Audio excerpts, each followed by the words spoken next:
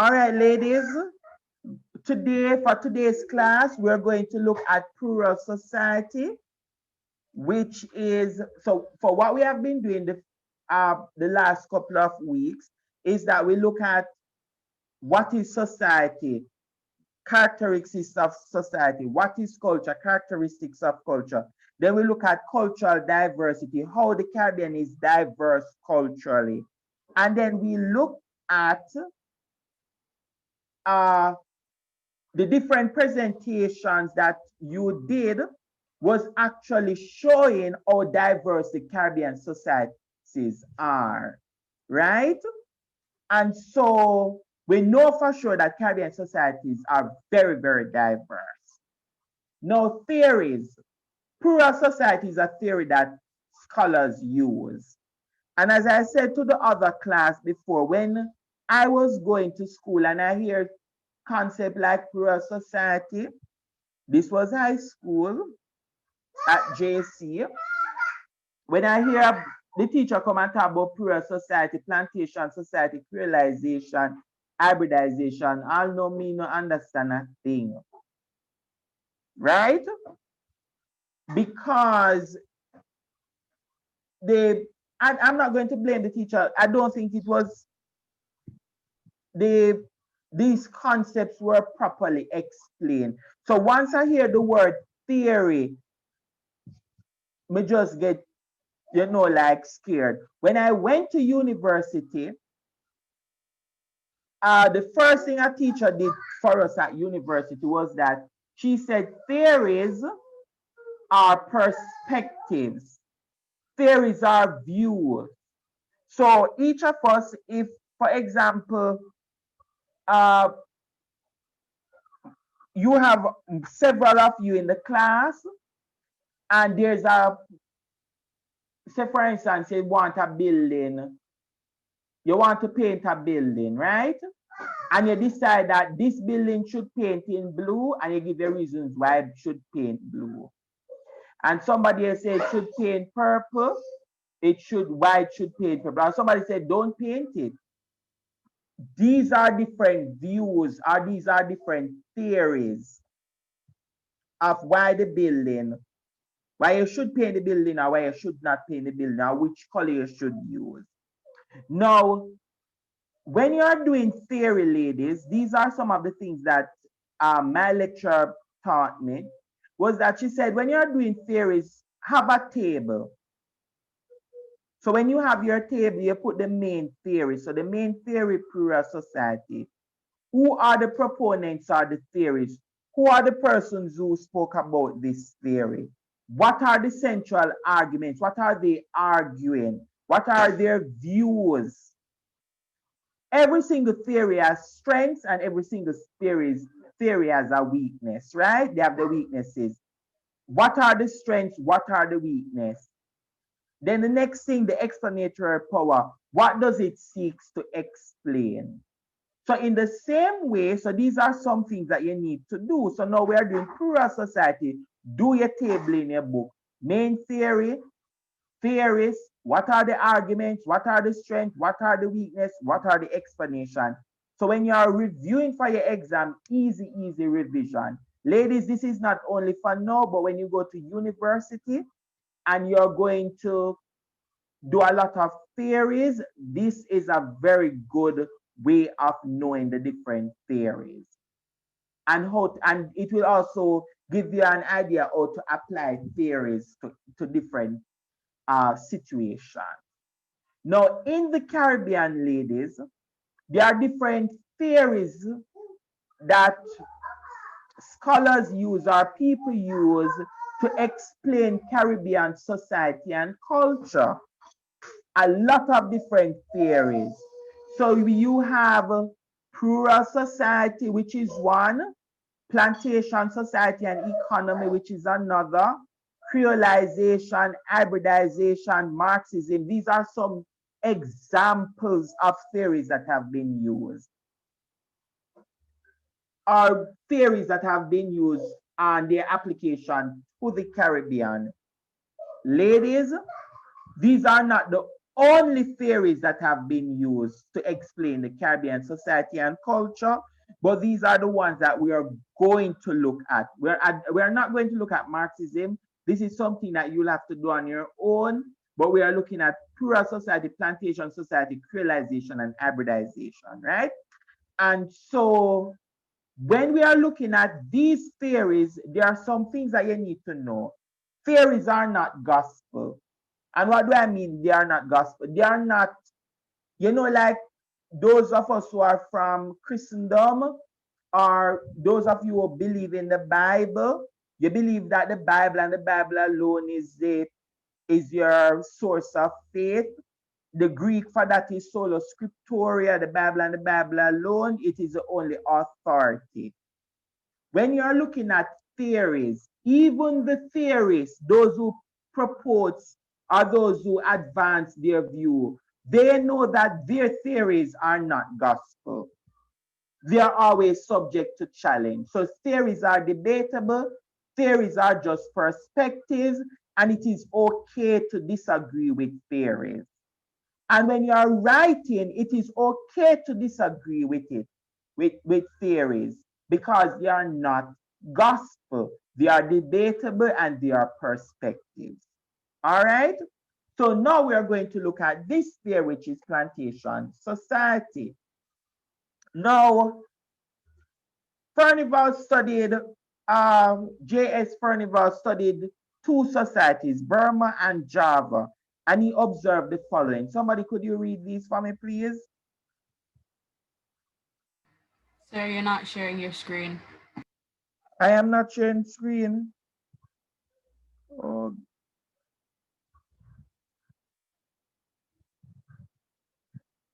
my goodness. You know that I thought that I was sharing screen and nobody said anything to me.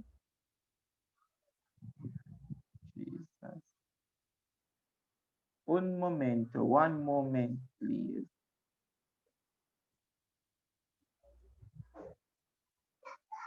So all along I'm there talking and I put so much effort in my PowerPoint. Sorry about that, ladies. So this is what I was talking about. Plural society, where it is. So plural society, theories, the different theories that we use. I said theories are not gospel, theories are debatable, theories are perspective. It is okay to disagree with theory.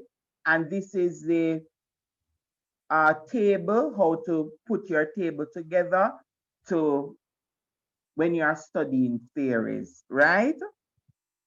So as I said, J.S. Furnivall was the first person who he studied Burma. I think the name of that country has changed, and Java, and he observed the following. So please read these for me, please, somebody.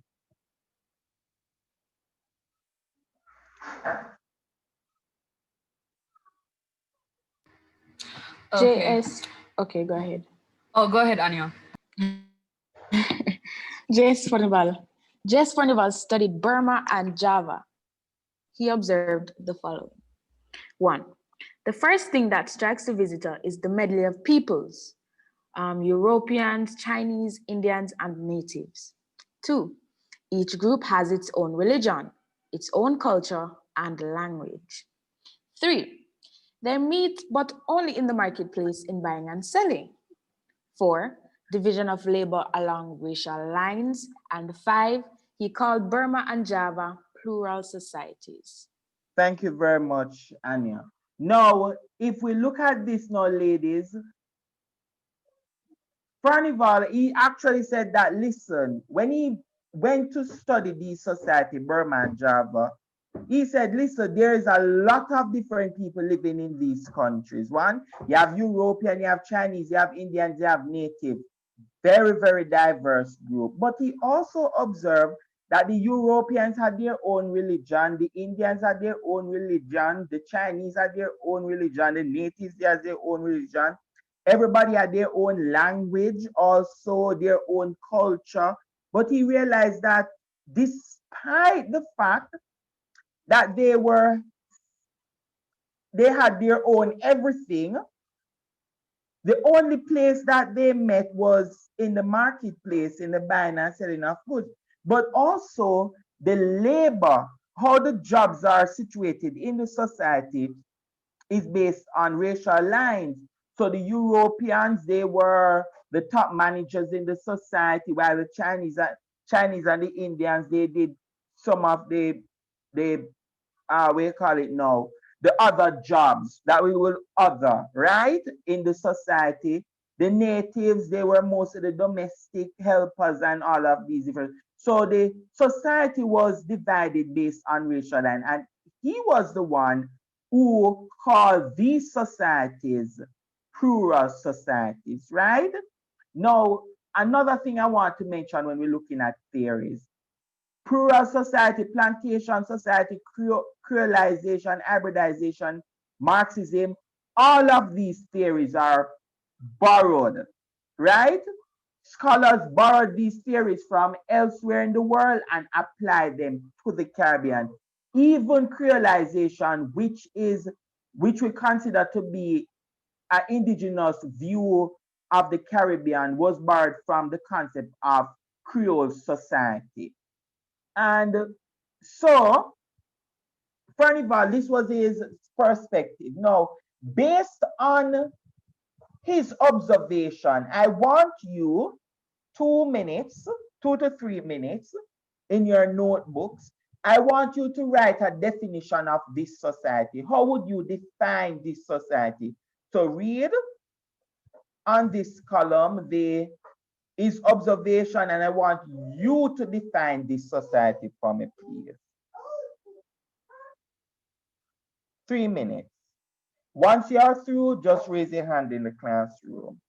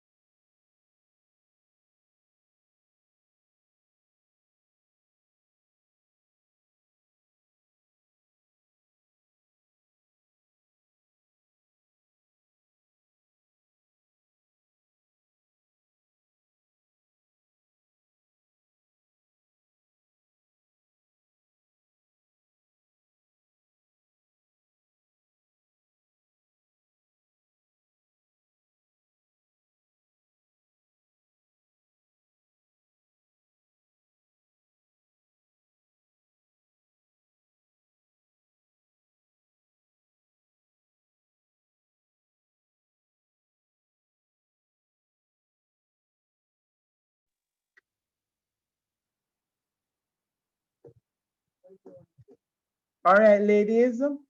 Gilbert, you can go ahead for me, please. Okay.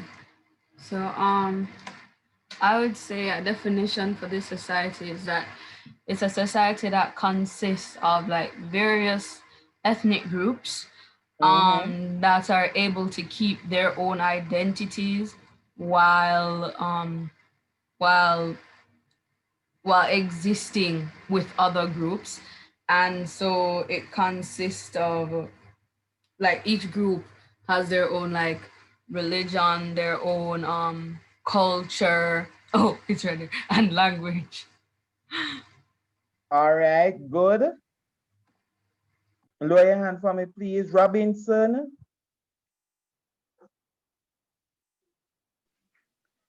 This group is one that is made up of many different cultural, racial, religious, language, and socio-economic groups of people.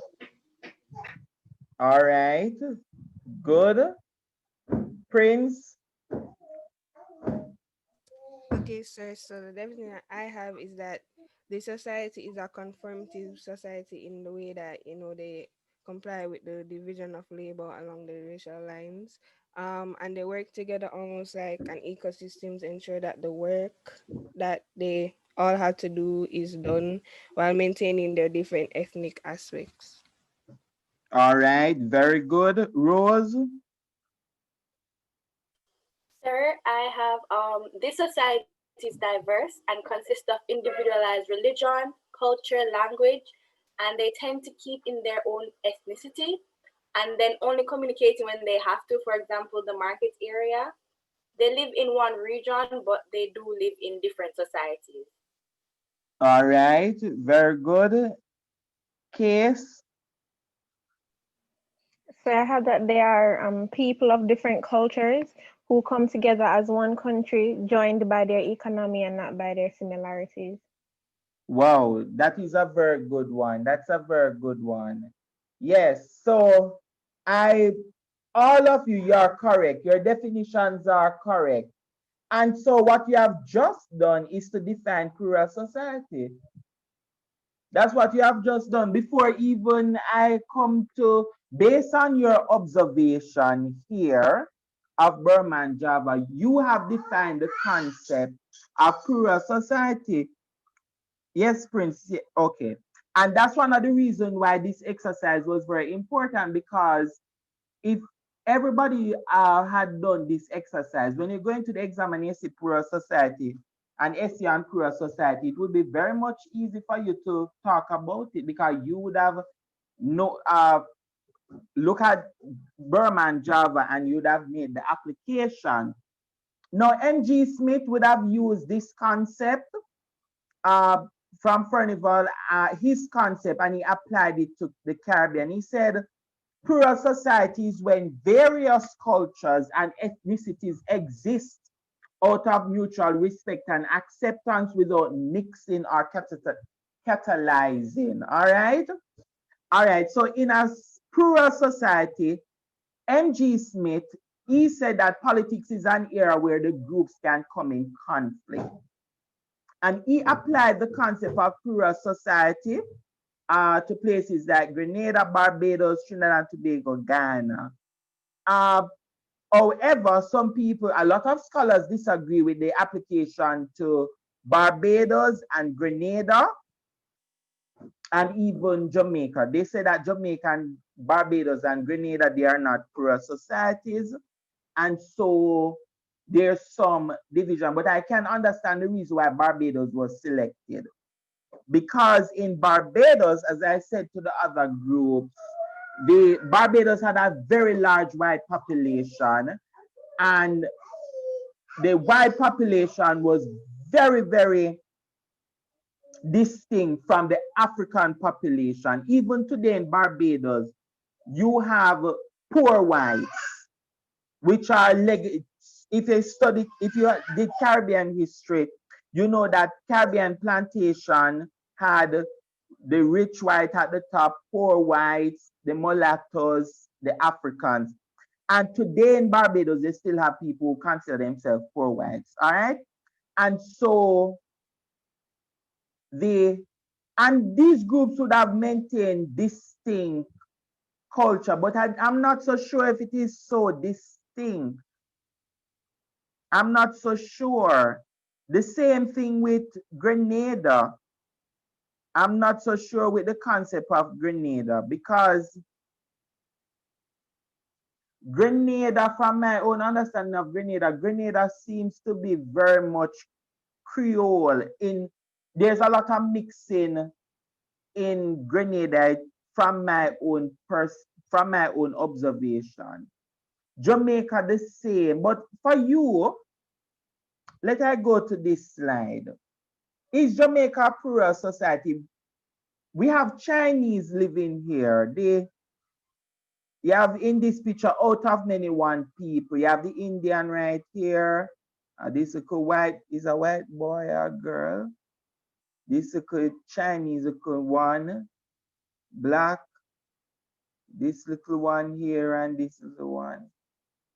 Very beautiful children.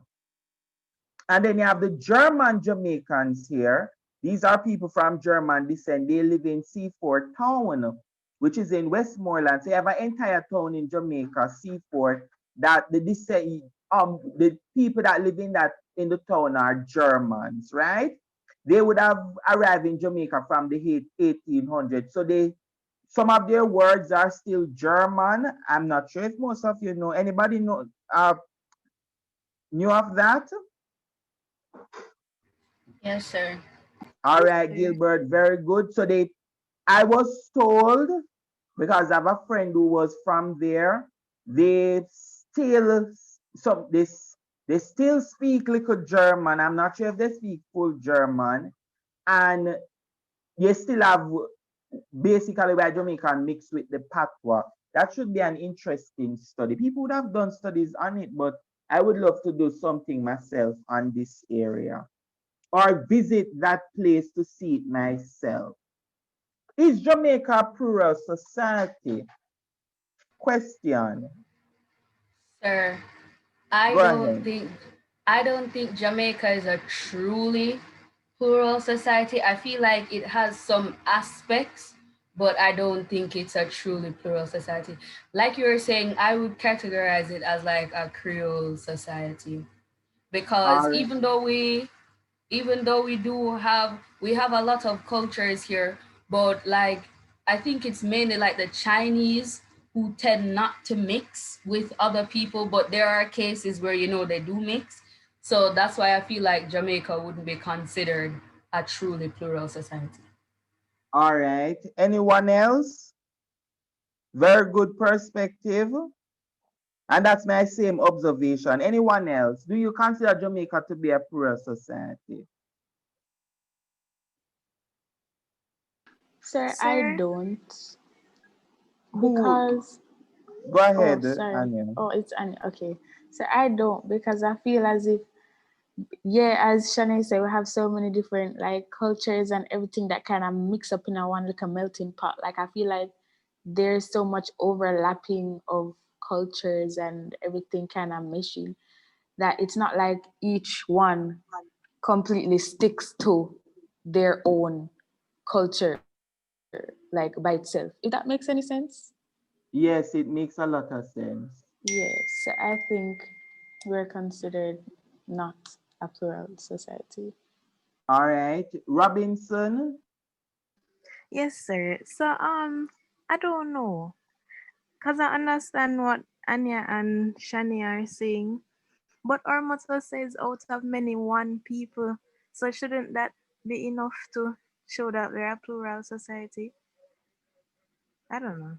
I think both. All right. Sir, And I kind of agree with you. And this is my personal experience when I was going to go ahead, Case, and then I give my experience. Case? so sir, I was saying that the definition of the plural society, according to Smith, says that we have mutual respect and acceptance without mixing or catalyzing. And I wouldn't say that in Jamaica that we don't mix because we are very friendly people, and if you look around, there's a lot of like interracial couples and stuff like that, and you have people, black people friends with white people, and they hang out and they do everything together. So I agree with others that we are a melting pot, and as such plural society wouldn't necessarily cover us. We are a lot of cultures, but we do accept each other and mix with each other and become one big Jamaica. All right. So, as very good point, everybody a point is good. People will argue and say, yes, we are plural. Some will say no. One of the groups that if we should use any group to say that we can apply the concept of plural society to the Caribbean, to Jamaica, would be the Chinese. That is the only group I could see, right? However, when I was going to Jamaica College, there are a few things that I observed. Uh, for me, I so let I tell you now, I had no concept of things like class and race and different ethnic, well, groups, and my community was my space. Everything from my community is just what I know. So when I went to JC, I saw a lot of things for the very, very first time. I saw when it's lunchtime or after school, all the boys, the Chinese boys, they stick together in one group. So they go to lunch together, then play together during lunchtime. They have the discussion. As fine, all the Indians were by themselves. And to some extent, those who we consider white, but they are really not white, but they are near white, they would be friends with, to some extent, some of the Chinese or some of the Indians. So you could see the ethnic segregation in the schools. Well, at my school, when I was going there, I don't know if it is the same today. And then the boys who were from African descent that look like myself, they were segregated based on where they live.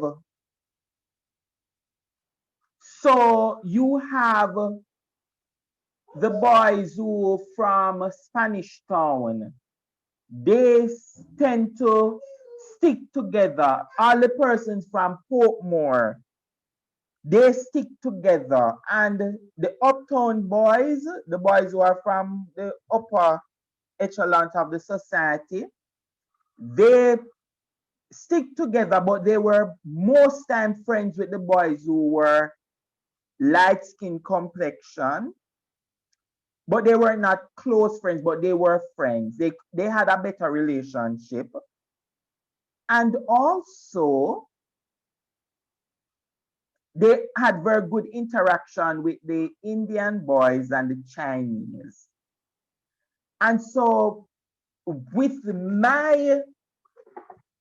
seeing how it the organization of that school, when I first heard the concept of plural society, I said, wow, JC is a perfect example where the government policies force everybody to meet together in one space. But if they wanted to establish Chinese school and African school post, or not post, before, all right, if we were living maybe in the post in pre-independence, you'd have think that Jamaica is a plural society, because Jamaica College, a law was passed that black boys were not allowed to go to the school. The government of Jamaica passed a law to say blacks were not supposed to go to the school. And as a result of that, ladies, you could see a people from a particular racial group going to the different schools. Would you find a Chinese in Jamaica based on division of labor doing domestic work in Jamaica? No, sir. You define somebody who is white doing uh, certain jobs, like, for example, being a domestic worker, No, sir.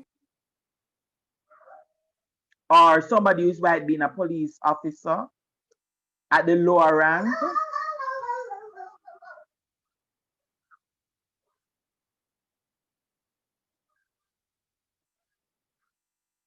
And so, ladies, what we have seen here is that some people are going to say, yes, Jamaica is a plural society. Is a plural society. Gilbert, you can go ahead for me. Okay, yes, sir. So I was saying that when you were talking about the whole thing with the school, and I was thinking to myself, like, when people like J.S. Furnivall and M.G. Smith, when those people were alive, things like these, like plural society, I'm pretty sure back in the day, you could see a stronger kind of a pluralistic society in True. Jamaica.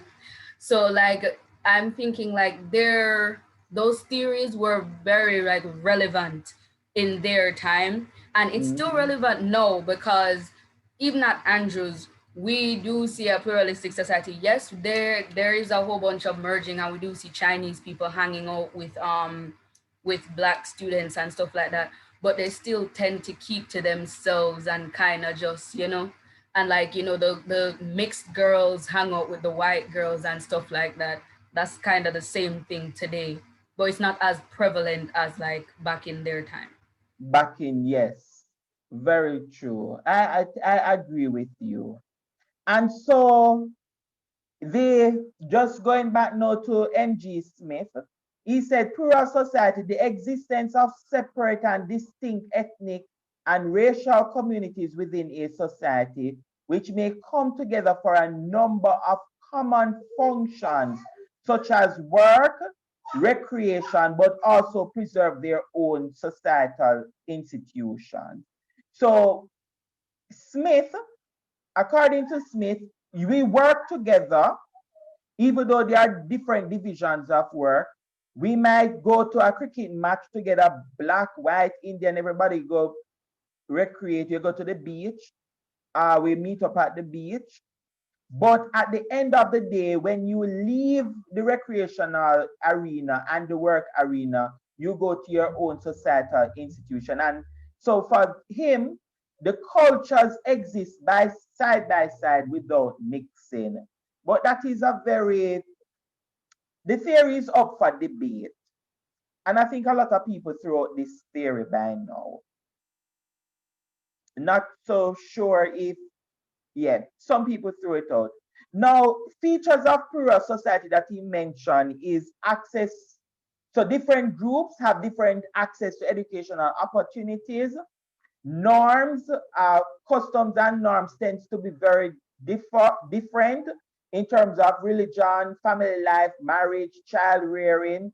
There's some level of distrust or suspicion between the races or ethnic group. And one area where there's a lot of tension is in the politics. For us in Jamaica, I don't think that our politics is based on racial line, although a lot of lighter skinned people tend to support the Jamaica Labour Party than the PMP. And the reason for that is that the business people most of the business people tend to support the JLP.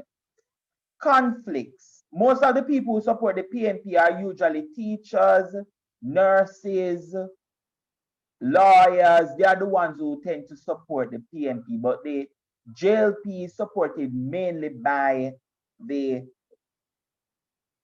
business class.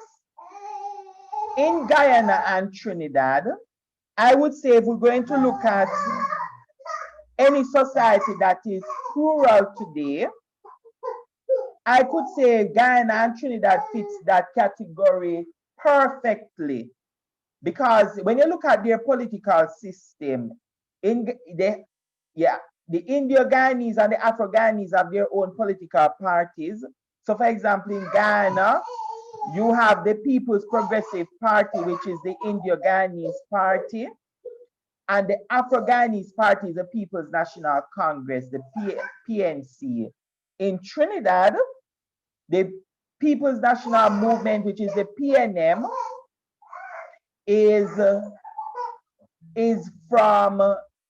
supports the Afro, are supported mainly by people from African descent, and the UNC, the United National Congress, actually supported by the Indians. Now, if we look at the political parties here in Trinidad, you have this is Trinidad, PNM, this is the leader here, is an African man. The UNC in Trinidad, an Indian woman. Most of their supporters are based on these ethnic lines. Same thing with Guyana, the India Party, Indian is the face, African Party, the same. So just imagine you live in this society, you're an Indian, and when it comes to election time, right now, when it comes to election time in Jamaica, nobody can look at anybody based on their racial features, phenotype, and say, you support that party or you support that party. But in these countries, based on your racial look, you can tell which political party a person actually supports, right? And another thing, in these societies, you have a lot of racial issues. Now, I try to be very balanced in my perspective. And so this is an Afro-Trinidadian and Indo-Trinidadian. The Afro-Trinidadian made this post, and they are both medical doctors. That is the scariest part of it.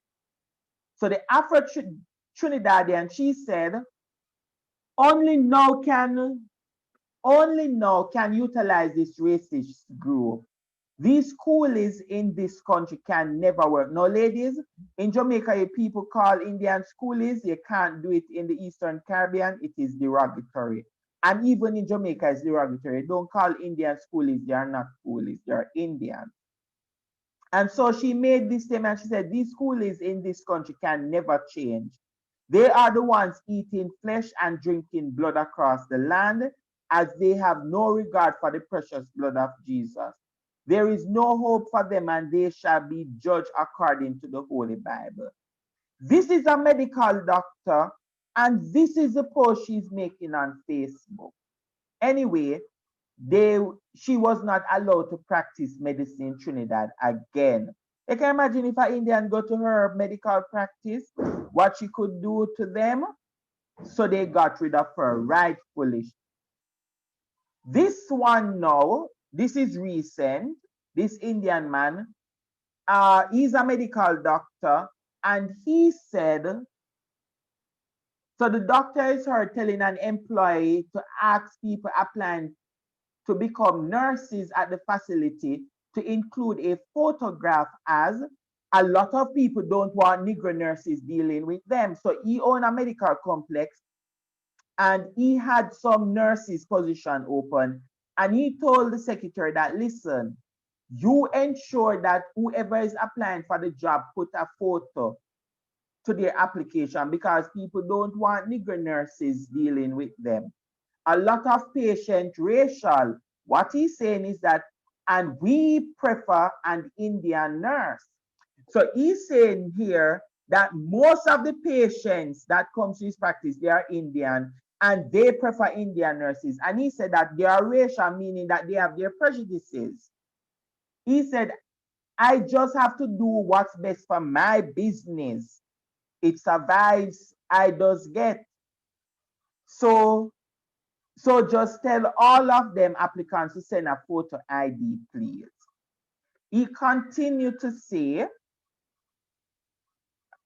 a police officer went to his facility, and he said, what the police doing in the office? He's a police and uneducated. He don't have O levels.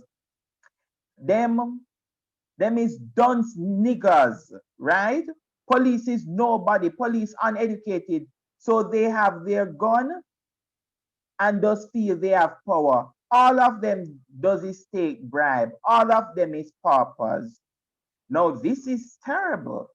This is terrible for 21st century Trinidad and Tobago, that in these societies, Indians and the Africans are at odds with each other because of people phenotype that God create everybody equally. This is terrible in our Caribbean societies. And so this happened about 2 weeks ago, and we are yet to know if the Indian person will be stop practice medicine, because she was stopped. Let us see if this person will stop practice medicine. Anyway, this one now, the Afro Trinidadian, she said to the Indian that people should forgive him, the Indian, and both of them should open a practice together. That is a very way of bringing redemption. So, ladies, one thing that we know for these societies, Trinidad and Guyana, is that the societies are very divided. I believe Guyana more. I've heard it, I've seen it.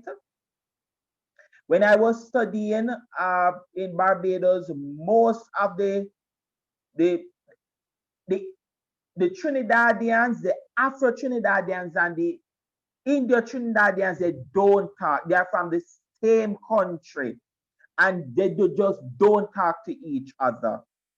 While you find that for us Jamaican, India Jamaican, Chinese Jamaican, white Jamaican, uptown, downtown, Middletown, everybody, once you hear that you come from Jamaica and all of us on campus, we are friends. And so people usually say, oh, Jamaicans are so united. And yes, we united outside of Jamaica, because once we go outside, our thing is, the flag. We are very united outside, but in Trinidad and Guyana, the Indians don't talk to the Africans, and I believe that is bad. No, ladies, these are some of the conflicts that M.G. Smith spoke about when it comes to plural society.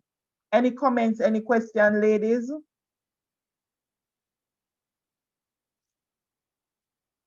No, sir. All right, ladies, enjoy the rest of your day. Same to you, sir. Same to you, sir. You too, say.